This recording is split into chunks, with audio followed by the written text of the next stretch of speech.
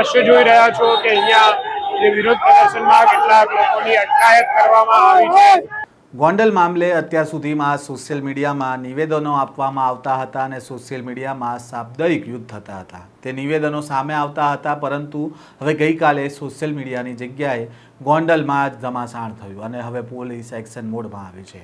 પોલીસે કોની સામે કાર્યવાહી કરી છે અને કોણે ફરિયાદ નોંધાવી છે તેની વિગતે વાત કરીએ આ વિડીયોમાં। વૈષ્ણવજન તો તેને કહીએ જે પીડ પરાઈ જાનાને રે। નમસ્કાર, નવજીવન ન્યૂઝમાં આપનું સ્વાગત છે। હું છું જયંત દાફના।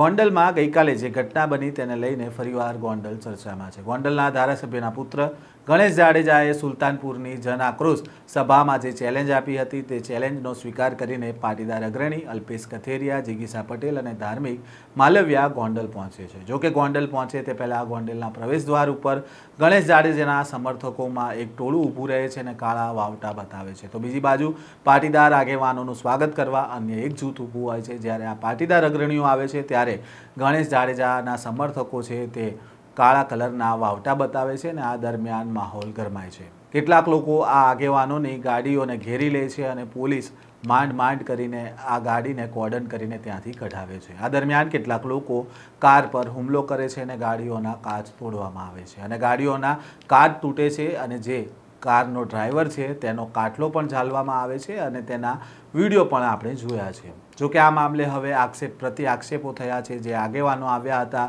તેમની કારે ગોંડલના સ્થાનિક પર કાર ચઢાવવાનો પ્રયાસ કર્યો, તેના કારણે લોકો રોષે ભરાયા હોવાની વાત સામે આવે છે। તો બીજી બાજુ પાટીદાર આગેવાનોએ આક્ષેપ કર્યો છે કે આ લોકો ગોંડલના સ્થાનિક હતા જ નહીં, બહારથી ભાડેથી માણસો બોલાવવામાં આવ્યા છે। સમગ્ર જે મામલો કાલે ગોંડલમાં સામે આવ્યો તેમાં કુલ 2 ફરિયાદ સિટી બી ડિવિઝન પોલીસ સ્ટેશનમાં નોંધવામાં આવી છે, જેમાં એક ફરિયાદમાં પોલીસ પોતે ફરિયાદી બની છે અને 5 લોકો સામે નામજોગ ફરિયાદ છે, સાથે જ અજાણ્યા લોકો સામે પણ છે।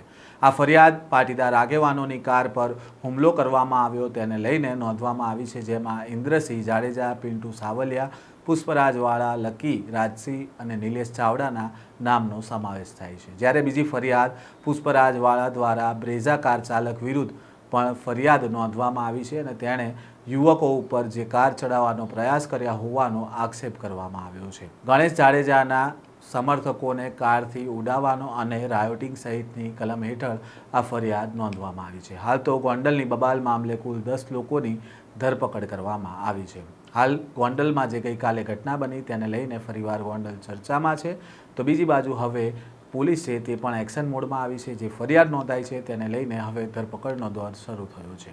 ત્યારે આ મામલે હવે આગામી સમયમાં શું નવા જૂની થશે તેને લઈને તમામ અપડેટ્સ અમે નવજીવન ન્યૂઝ પર તમને આપતા રહીશું, એટલે નવજીવન ન્યૂઝ સાથે જોડાયેલા રહેજો। વૈષ્ણવજન તો તેને કહીએ જે પીડ પરા